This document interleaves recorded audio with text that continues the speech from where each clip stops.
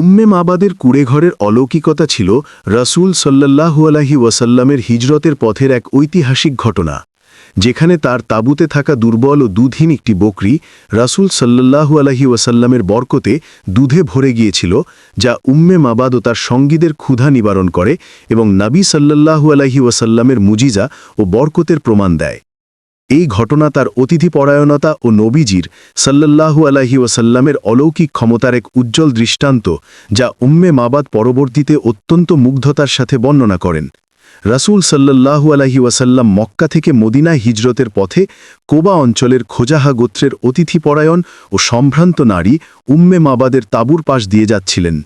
নবী সাল্লাল্লাহু আলাইহি ওয়াসাল্লাম তার কাছে পানাহারের কিছু আছে কিনা জানতে চাইলে তিনি জানান যে তাদের কাছে কিছুই নেই, কেবল একটি দুর্বল ও দুধহীন বকরি আছে, যার পালানে দুধ নেই।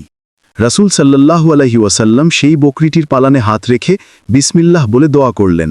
সঙ্গে সঙ্গে আল্লাহর ইচ্ছায় পালানটি দুধে ভরে গেল, যা দিয়ে পাত্র পূর্ণ করে সবাই পান করলেন এবং নবী সাল্লাল্লাহু আলাইহি ওয়াসাল্লাম ও তার সঙ্গীরা তৃপ্ত হলেন।